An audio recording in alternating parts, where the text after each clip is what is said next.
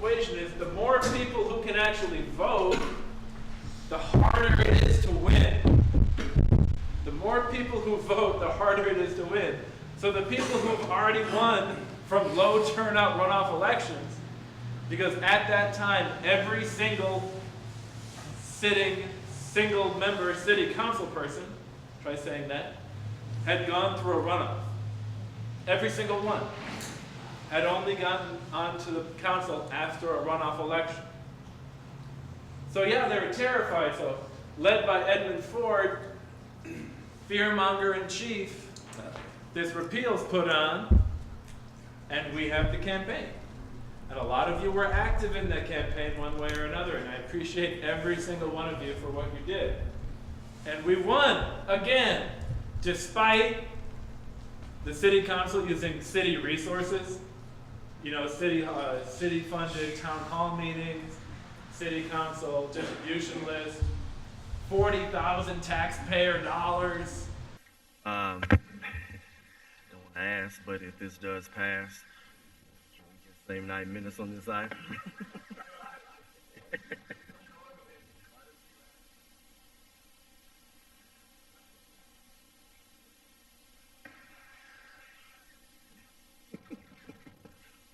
The will of the body said no objection, so Okay.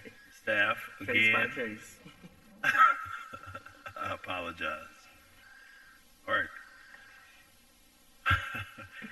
Again, this item was passed, moved by 5,000 of which are unaccounted for at present. Despite all that, we defeated all 3 referendums at the ballot. Despite the fact that they were confusingly worded at approximately what level? The PhD level? Oh, beyond PhD. And, Right. and conflicting as well. Right. Conflicting, confusingly, purposefully Let me put it obfuscatory this way. written charter ballot referendums. We still defeated all Ulysses is easier. of them. It makes James Joyce look like kindergarten stuff, right? So we did it. So now we've got to continue on with the momentum that we've got. We've got the wind at our backs, despite more people putting up more roadblocks. You've probably heard Mark Goins issued an opinion, not a ruling, he's not a judge, issued an opinion saying that IRV doesn't, ranked choice voting doesn't comply with state law. All of his reasons are very legally flimsy, and we have answers for every single one of them. To give you an example of how flimsy they are, he said that you can't, that recounting, he said that ranked choice voting was akin to recounting ballots, and that to recount ballots you have to have a certain amount of time pass in between them. So he's saying, well, of course you can't do it because you're not following the recount procedure, but it's not recounting ballots. He also said you have to have 4 weeks between a primary and a general, therefore you can't have ranked choice voting. Completely arbitrary, facetious, fallacious reasoning. So we are confident that we can defeat that in court. The Shelby County Election Commission had filed an administrative petition to do just that, to get clarity, and that's what Goins was responding to. So we went, Steve Mulroy and I went down to the Election Commission, and we asked them, begged them, pleaded to please appeal the decision to Chancery Court so an actual judge can make an actual ruling. They said no. These are the people, by the way, who are entrusted with protecting your right to vote. Yeah. They said no. They said it's your job to appeal.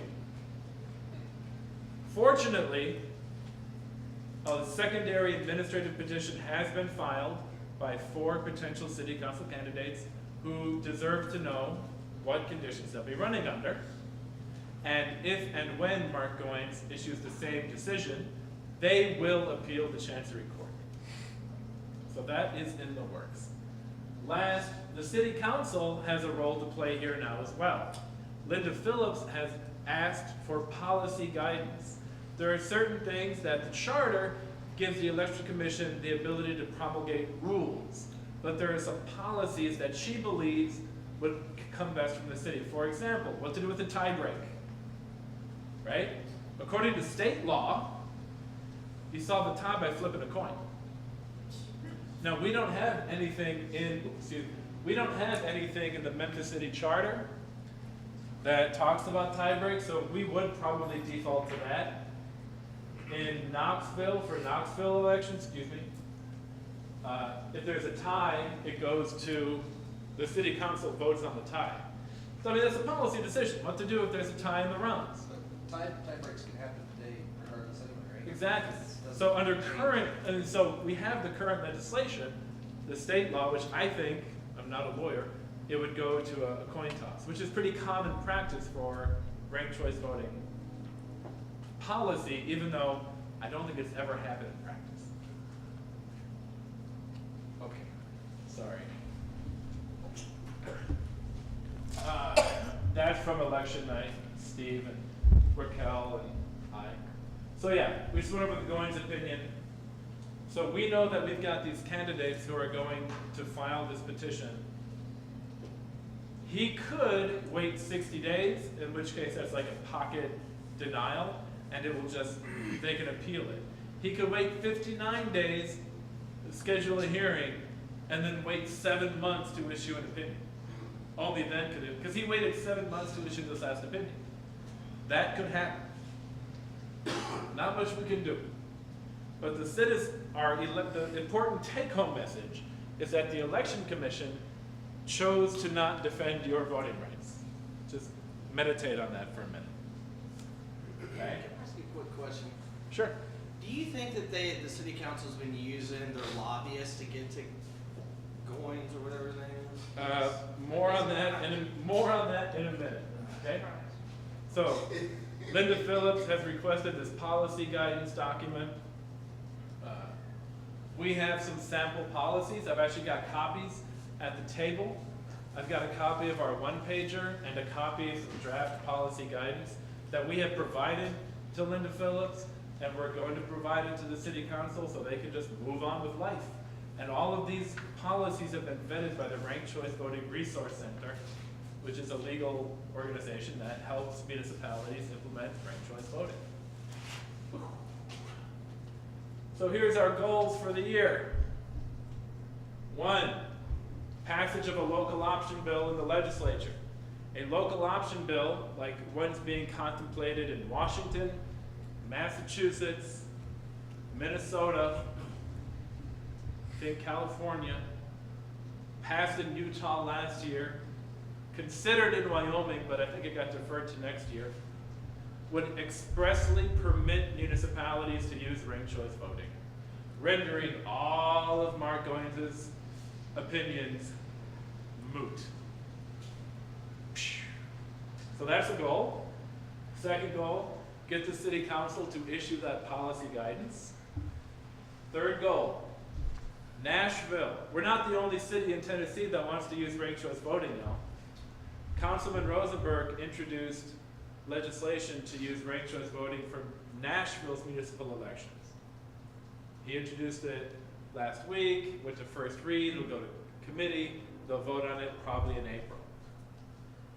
So we've got people in Shelby County, people in Davidson County, and we're beginning to have conversations with people in Knox County to see if there's statewide interest in this movement so we can finally get some legislators to pay attention to what the people are actually voting for. And last, we want to fill in other cities and supporters.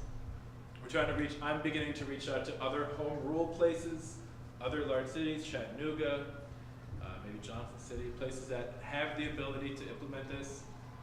Currently, according to current state law, now once we get, if and when we get a local option bill passed, anyone can do it. Any election commission could do it. All right, so first I'd like to introduce our advisory board. We've got 2 here tonight, Lloyd Brown, yeah, Elena de la Vega. So our plans for this year, voter education. The city council gave away how much money for a propaganda campaign? $40,000. How much have they contributed to voter education? $0,000. So we will work as necessary to step into that gap and provide voter education about the mechanics of ranked choice voting. Here's how you mark your ballot. Here's why you mark your ballot. Here's why you don't bullet vote, where you vote only first one person.